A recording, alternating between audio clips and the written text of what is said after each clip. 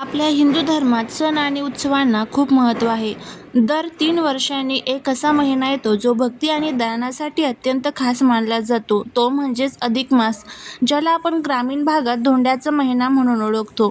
2026 मध्ये अधिक मास कधी आहे, तो कोणत्या महिन्यात येत आहे आणि जावयाला धोंडे का जेवू घालतात, या सर्व प्रश्नांची उत्तरे आणि त्याचबरोबर या महिन्यात आईची ओटी भरली जाते. त्याचबरोबर जर आपल्याला आई असेल पण ती विधवा असेल तर तिची ओटी भरावी का, या संदर्भात संपूर्ण माहिती आजच्या व्हिडिओमध्ये मी तुमच्यासोबत शेअर करणार आहे.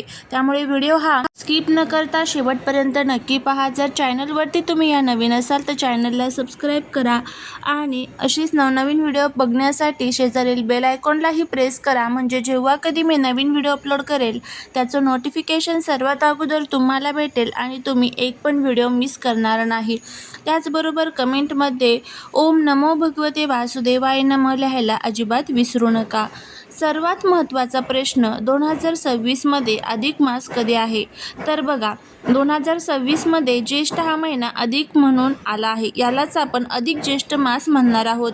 तर याची सुरुवात जी आहे तर ती रविवार 17 मे 2026 पासून अधिक मास सुरू होईल. सोमवार 15 जून 2026 रोजी अधिक मास संपेल. म्हणजेच यंदा ज्येष्ठ महिना 2 वेळा येईल. पहिला तो अधिक मास आणि दुसरा नीच ज्येष्ठ मास. आता जाणून घेऊया अधिक मास म्हणजे काय.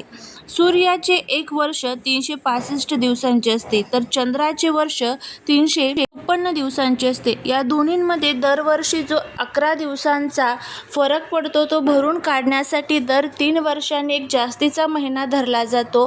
पौराणिक कथेनुसार या महिन्यालाच कोणीही स्वामी नव्हता, म्हणून भगवंत विष्णूंनी स्वतःचे नाव या महिन्याला दिले. म्हणूनच याला पुरुषोत्तम मास असेही म्हणतात. महाराष्ट्रात या महिन्याला धोंड्याचा महिना म्हणतात. या काळात काही विशेष प्रथा पाळल्या जातात. या महिन्यात लेक आणि जावयाला घरी बोलून त्यांना भोजन खाऊ घालण्याची प्रथा असते आणि चांदीच्या किंवा तांब्याचा दिवा दान करण्याची प्रथा असते. 33 या आकड्याला या महिन्यात खूप महत्त्व असते, म्हणून 33 अनारसे वाण म्हणून दिले जातात. हा महिना भगवान विष्णूंच्या उपासनेचा आहे. यात पोथी वाचणे, दीपदान करणे आणि नामस्मरण करणे अत्यंत महत्त्वाचे असते. या महिन्यात काय गोष्टी वर्ज्य आपल्याला करायच्या असतात? लग्न, मुंज, गृहप्रवेश किंवा नवीन वस्तूंची खरेदी यासारख्या मंगल कार्य या महिन्यात केली जात नाहीत. दानधर्म, तीर्थयात्रा आणि उपवास करणे या गोष्टींचा हा महिना सर्वोत्तम मानला जातो. अधिक मासात केलेली व्रते हे विशेषतः आत्मशुद्धी आणि भगवंताच्या प्राप्तीसाठी असतात. या महिन्यात सकाम कर्मापेक्षा फळाची अपेक्षा धरून केलेले काम, निष्काम भक्तीला जास्त महत्त्व आहे. या महिन्यात प्रामुख्याने काही व्रते केली जातात. या महिन्यात सर्वात महत्त्वाचे व्रत, या महिन्यात भगवान विष्णूंची पुरुषोत्तमाची पूजा केली जाते. दररोज पहाटे स्नान करून विष्णू सहस्रनामाचा पाठ करणे किंवा ओम नमो भगवते वासुदेवाय नमः या मंत्राचा जप करणे. महिनाभर सात्विक आहार घेणे. शक्य असल्यास एकभुक्त म्हणजे दिवसातून एकदाच जेवण करणे. अधिक मासात दिव्याच्या दानाला अनन्यसाधारण महत्त्व आहे. संपूर्ण महिनाभर देवघरात, तुळशीजवळ आणि शक्य असल्यास नदीकाठी अखंड दिवा लावण्याचा संकल्प केला जातो. अंधकार दूर होऊन जीवनात ज्ञानाचा प्रकाश येतो अशी धारणा आहे. अनेक लोक तांब्याचा किंवा चांदीचा दिवा जावयाला दान देतात. ज्यांना पूर्ण उपवास करणे शक्य नाही ते नक्त व्रत करतात. दिवसभर उपवास करून रात्री नक्षत्रांचे दर्शन झाल्यानंतर एकदाच सात्विक भोजन केले जाते. काही भाविक या महिन्यात ठराविक वेळेसाठी किंवा पूर्ण दिवसासाठी मौन पाळतात. यामुळे वाणी शुद्ध होते आणि मानसिक शक्ती वाढते. अधिक मासात महिनाभर विड्याची पाने, तांबूल दान करण्याचे व्रत असते. यामुळे सौभाग्य वृद्धीत वाढ होते असे मानले जाते. या महिन्यात 33 या संख्येला खूप महत्त्व असते. त्यामुळे 33 अनारसे, 33 लाडू, 33 फळे एका ताटात ठेवून त्यावर दिवा लावून ते दान केले जाते. हे दान भगवान विष्णूंचे रूप मानून जावयाला किंवा ब्राह्मणाला दिले जाते. अधिक मासात येणाऱ्या 2 एकादशी अत्यंत महत्त्वाच्या मानल्या जातात. त्यामध्ये पद्मिनी एकादशी जी शुक्ल पक्षात येते आणि परमा एकादशी ज्याला आपण निर्जला किंवा फलाहारी उपवास करत असतो, जी कृष्ण पक्षात मध्ये येत असते. बघा, अनारशांचे 33 छिद्रे हे एक गुपित असतं. 33 कोटी देवांची फळ प्राप्त होण्यासाठी हे 33 अनारसे जे आहेत तर ती आपण दान करत असतो. अशा पद्धतीने आपण संपूर्ण जो धोंड्याचा महिना आहे तर त्याची संपूर्ण महत्त्व आपण बघितलेले आहे. आता आपण बघूया की अधिक महिन्यामध्ये आईची ओटी का भरतात आणि ज्यांची आई आहे पण ती विधवा आहे तर त्यांनी कोणाची ओटी भरावी, मग विधवा आईची ओटी भरली तर चालते का, अशा संपूर्ण प्रश्नांची आपण माहिती जी आहे तर ती घेऊया. तर बघा, अधिक मासात मुलीने आईची ओटी भरण्यामागे धार्मिक आणि सांस्कृतिक आणि भावनिक अशी तिहेरी कारणे आहेत. महाराष्ट्रात ही परंपरा अत्यंत श्रद्धेने पाळली जाते. अधिक मास हा पुण्य कमवण्याचा महिना मानला जातो. शास्त्रानुसार ज्या आईने आपल्याला जन्म दिला आणि संस्कार केले तिच्याबद्दल कृतज्ञता व्यक्त करण्यासाठी हा काळ सर्वोत्तम मानला जातो. आईच्या ऋणातून मुक्त होणे अशक्य असले तरी तिची ओटी भरून तिचे आशीर्वाद घेणे हे भाग्याचे लक्षण मानले जाते. ओटी भरणे सौभाग्य आणि समृद्धीचे प्रतीक आहे.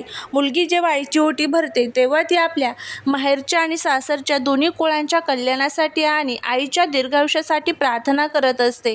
यामुळे आई मुलीचे नाते अधिक घट्ट होते अशी धारणा आहे. अधिक मासाला पुरुषोत्तम मास म्हणतात. या महिन्यात 33 या आकड्याला विशेष महत्त्व दिले जाते. या पवित्र महिन्यात आईची ओटी भरल्यास 33 कोटी देवांची पूजा केल्याचे पुण्य मिळते. आईच्या रूपातील शक्तीचा आशीर्वाद कन्येला प्राप्त होतो. अधिक मासात केलेले कोणतेही दान अक्षय फळ देते. मुलगी ही परक्याचे धन मानली जाते, पण या महिन्यात तिने माहेरी येऊन आईला वस्त्रे आणि खण नारळाने सन्मानित करणे हे एका मोठ्या दानासारखे मानले जाते. ओटी भरताना काय करावे? शक्य असल्यास नवीन साडी किंवा किमान खण तरी घ्यावा. ओटीत नारळ असणे शुभ मानले जाते. तांदूळ किंवा गहू घ्यावेत. हळदी कुंकू, बांगड्या, फळं घ्यावीत. जसा जावयाचा मानपान या महिन्यात महत्त्वाचा असतो तसाच एका मुलीने आपल्या आईप्रती व्यक्त केलेले आदर म्हणजेच ओटी भरणे हे सुद्धा तितकेच पुण्यदायी असते. आईच्या आशीर्वादाने आयुष्यातील सर्व संकटे दूर होत अशी आपली श्रद्धा असते. ज्यांना आई आहे त्यांनी नक्की आपल्या आईची ओटी जी आहे तर ती भरायची आहे. आता त्यानंतर आपण बघूया की हा विषय अत्यंत संवेदनशील आणि भावनिक आहे. आपल्या समाजातील जुन्या परंपरा आणि आधुनिक विचारसरणी यांचा विचार करता आपण बघूया की आई विधवा असली तरी मुलगी आईची ओटी नक्कीच भरू शकते का? त्यामागील महत्त्वाची कारणे बघा. आईचे स्थान हे कोणत्याही सामाजिक आणि स्थितीच्या किंवा वैयक्तिक परिस्थितीच्या पलीकडे असते. मातृदेवो भव या उक्तीप्रमाणे आई ही प्रत्यक्ष देवता मानली जाते. तिचे मातृत्व हे कोणत्याही बाह्य चिन्हांवर अवलंबून नसते. त्यामुळे अधिक मासासारख्या पवित्र महिन्यात आईचा सन्मान करण्यात काहीही चुकीचे नाही. ओटी भरणे ही केवळ एक धार्मिक विधी नसून तो एका स्त्रीने दुसऱ्या स्त्रीचा केलेला आदर आहे. आईने आपल्याला जन्म दिला, वाढवले आणि सक्षम केले याबद्दल कृतज्ञता व्यक्त करण्यासाठी मुलगी आईची ओटी भरते. यात आईच्या मांगल्याची आणि आरोग्याची प्रार्थना करते. पूर्वीच्या काळात विधवा स्त्रियांना शुभ कार्यापासून दूर ठेवले जात असे, परंतु आज ही परिस्थिती बदलली आहे. अनेक धर्मशास्त्र आणि विचारवंतांच्या मते आईला असा मंगल समयी डावलणे हे अधर्माचे लक्षण आहे. तिचे आशीर्वाद मुलीसाठी नेहमीच महत्त्वाचे असतात. जर तुम्हाला जुन्या परंपरांचे पालन करायचे असेल किंवा आईची इच्छा असेल तर ओटी भरताना काही छोटे बदल तुम्ही करू शकतात. काही ठिकाणी विधवा स्त्रियांना हळदी कुंकू लावले जात नाही. अशावेळी तुम्ही त्यांच्या पायाला हळदी कुंकू लावून किंवा केवळ गंध लावून आशीर्वाद घेऊ शकतात. तुम्ही आईला तिच्या आवडणारी साडी, खण, नारळ आणि फळे देऊन तिची ओटी भरू शकतात. ओटीत तांदूळ किंवा गहू वापरून आईची ओटी भरू शकतात. अशा पद्धतीने ज्या मुली आहेत तर त्यांनी आपल्या आईची ओटी जी आहे तर ती भरायची आहे. आता त्यानंतर बघा, ज्या मुलींना आई नाही तर त्यांनी नेमकं काय करावं? अधिक मासात विवाहित मुली आपल्या आईवडिलांच्या घरी जाऊन वाण देतात आणि आईची ओटी भरतात. मात्र ज्या मुलींच्या आईचे छत्र हरवले आहे त्यांच्यासाठी हा काळ भावनिकदृष्ट्या कठीण असू शकतो. अशा वेळी शास्त्र आणि परंपरेनुसार कोणाची ओटी भरावी यावरती आपण थोडीशी माहिती बघूया. ज्यांना आपण पुरुषोत्तम महिना म्हणतो या महिन्यात विवाहित मुली आपल्या माहेरी जातात, आईची ओटी भरतात आणि आई वडिलांचे आशीर्वाद घेतात. पण ज्यांच्या पाठीशी आईचा आशीर्वाद नाही, प्रत्यक्ष रूपात नाही, त्या मुलींनी काय करावे? आई नाही तर आपल्या घरात आई समान असलेल्या स्त्रिया असतात.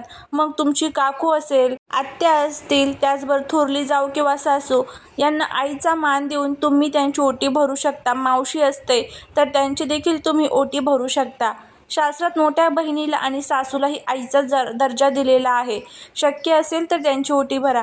जर तुम्हाला कोणाची ओटी भरणे शक्य नसेल तर आपल्या कुलदेवीची ओटी भरा. अंबाबाई, तुळजाभवानी किंवा तुमच्या घराण्याची जी देवी असेल तिलाच आपली आई माना. मंदिरात जाऊन देवीची खणा नारळाने ओटी भरा आणि मनोभावे प्रार्थना करा. तुळशीला आपण जगतमाता मानतो. जर आई नसेल अधिक मासात तुळशीची पूजा करून तिची ओटी भरल्यास आईची सेवा केल्याचे पुण्य देखील आपल्याला मिळते. कोणीही नसेल तर एखाद्या गरजू वृद्ध स्त्रीला किंवा विवाहित सुवासिनीला आई समजून सन्मानाने मान द्या आणि तिची ही ओटी तुम्ही भरू शकता. लक्षात ठेवा, आई हे तत्व आहे, ते केवळ शरीरात नसते तर ते प्रेमात आणि आशीर्वादात असते.